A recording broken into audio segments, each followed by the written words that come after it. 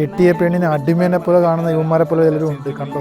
8000 രൂപയ്ക്ക് തുണി മടക്കി വെക്കാനല്ലേ രാവിലെ തന്നെ ടെക്സ്റ്റൈൽസിലേക്ക് ഒരുങ്ങി കെട്ടി പോണത്. വേറെ വല്ല പണിക്കും പോയി ഇതിനേക്കാൾ.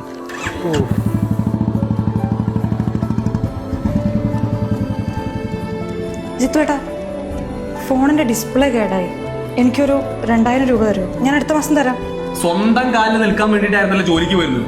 ഇപ്പൊ എല്ലാം കൂടെ എന്റെ തോളത്തോട്ടാണ് കയറുന്നത്. ഫോണിന്റെ ഡിസ്പ്ലേ ഉണ്ടാക്കല്.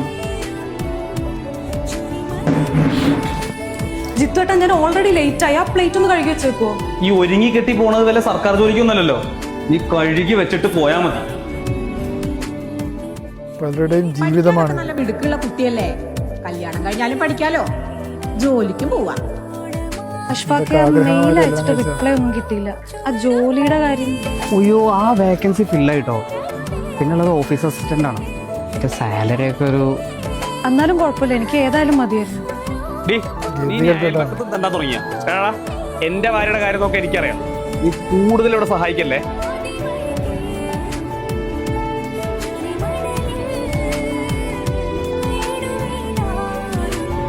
ഇതൊരു വീഡിയോ മാത്രമല്ല, പലരുടെയും ജീവിതമാണിത്.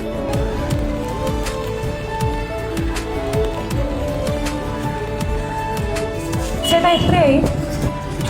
ചോദിക്കുന്ന കേട്ടാ തോന്നുന്നു ഇതിന്റെ കാശ് തോള് കൊടുക്കുന്നു. 5 പൈസ കയ്യിലില്ല.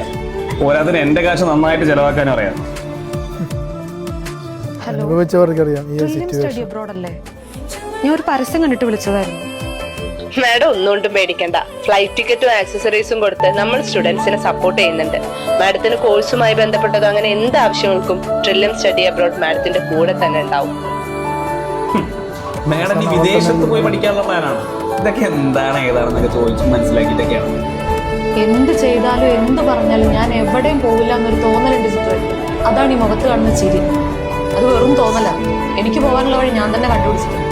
ഈ ട്രില്യം സ്റ്റഡി അബ്രോഡ് അതിലൊരു നിമിത്തമായി. എന്റെ സ്വപ്നങ്ങൾക്കും വിലയില്ല.